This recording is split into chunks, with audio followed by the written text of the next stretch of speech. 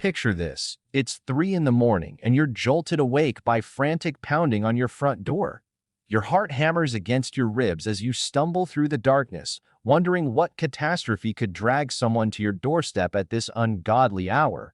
You peer through the peephole to see your neighbor Marcus, a man who's barely exchanged more than weather pleasantries with you in 5 years, standing there with an expression that makes your blood run cold. "You need to check on your wife," he whispers through the door, his voice trembling like autumn leaves. What happened next shattered everything I thought I knew about the woman I'd loved for 12 years.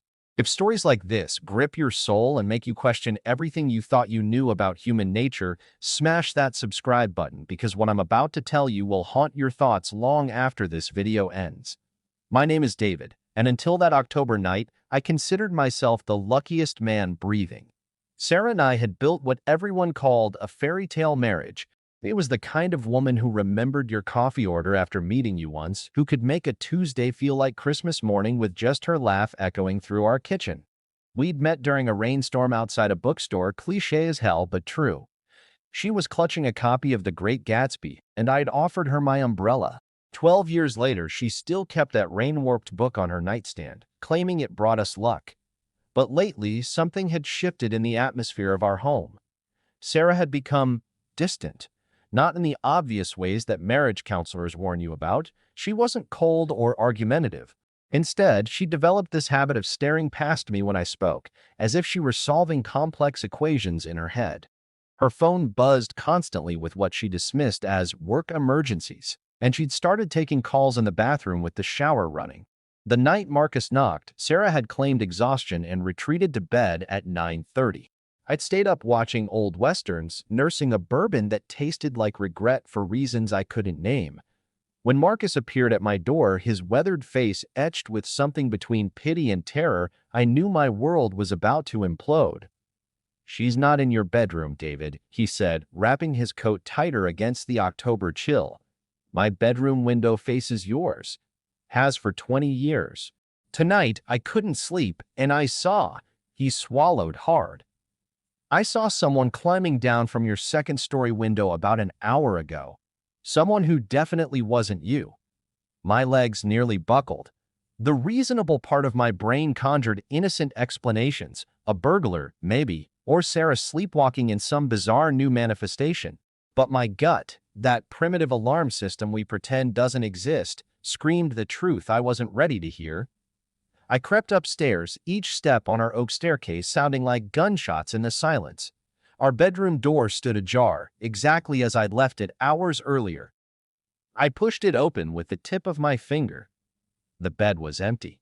Not just empty, meticulously arranged to suggest someone had been sleeping there.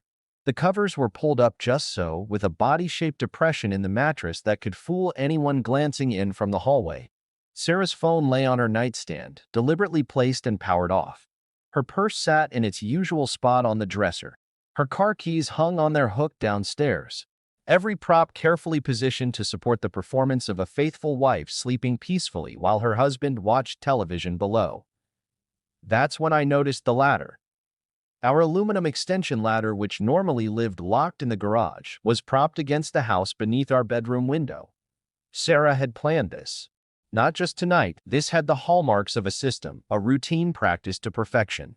I stood there in our bedroom, surrounded by the detritus of our shared life, wedding photos, vacation souvenirs, the little ceramic elephant she'd bought during our honeymoon in Thailand, and felt reality reshaping itself around me like heated glass. How long had this been happening? How many nights had I fallen asleep believing my wife lay beside me while she was actually where? With whom? I called her phone. It rang once before going to voicemail, meaning she declined the call. Wherever Sarah was, whatever she was doing, she was very much awake and very much aware that her deception had crumbled. I waited. Not in the bedroom, I couldn't bear the sight of that perfectly arranged lie, but in the kitchen, nursing coffee that grew cold as dawn crept across our backyard. I'd positioned myself where I could see the ladder, wondering how she planned to reverse her escape route. Sarah returned at 5:47 a.m. I know the exact time because I'd been staring at the clock, watching my marriage disintegrate minute by minute. I heard the scrape of aluminum against siding, then the soft thud of feet hitting carpet. She was good. If I'd been asleep, her return would have been undetectable. The latter disappeared back into the garage with practiced efficiency before she slipped into the kitchen, fully dressed despite supposedly sleeping all night. "Morning, honey," she said, her voice carrying that particular brightness people use when they're trying too hard. "You're up early." I turned to face the stranger wearing my wife's features. "So are you." Something flickered behind her eyes, a flash of panic quickly smoothed over by 12 years of experience reading my moods. "Couldn't sleep. Thought I'd start some laundry before work." "Interesting," I said, setting down my mug with deliberate care. "Because according to Marcus, you've been out all night. He watched you climb down from our bedroom window around 2 a.m. For just a moment, I saw something raw and desperate cross her face before she regained control. But it was too late. We both knew the performance was over. "David, I can explain. Can you?" The question came out sharper than I intended. "Can you explain how you've been sneaking out of our house in the middle of the night? Can you explain the elaborate staging, the fake sleeping arrangements, the calculated lies?" She sank into the chair across from me, and I watched 12 years of shared intimacy crumble into something unrecognizable. This woman who'd held my hand through my father's funeral, who'd celebrated every small victory in my life as if it were her own, had been living a double existence with the skill of a master spy. "His name is Jonathan," she whispered finally. "We met at that conference in Denver 6 months ago. It wasn't supposed to happen, David. It wasn't supposed to mean anything. But it did mean something. It meant everything. What shattered me wasn't the affair itself, though that felt like swallowing broken glass. It was the premeditation. The careful architecture of deception Sarah had constructed around our life. She'd been meeting Jonathan twice a week for 4 months, always on nights when I worked late or had commitments that kept me occupied. She'd studied my patterns, memorized my routines, and built her betrayal around the predictable rhythms of our marriage. "The latter idea came to me after I locked myself out last spring," she explained, her voice hollow with exhaustion. "I realized I could climb down from our window if I needed to. It started as a backup plan, just in case. But then it became. She'd been living two lives with surgical precision. Jonathan knew nothing about me. Sarah had told him she was divorced, starting fresh after a painful separation. I knew nothing about him. As far as I was concerned, my wife was the same woman who brought me coffee in bed every Sunday morning and laughed at my terrible jokes. "Why?" I asked, though I wasn't sure I wanted the answer. Sarah looked up at me with eyes that seemed to belong to a different person entirely. "Because I felt invisible in our life, David. We'd become this perfectly functional machine, but I couldn't remember the last time you really saw me. Jonathan makes me feel like I'm worth paying attention to. That conversation happened 6 months ago."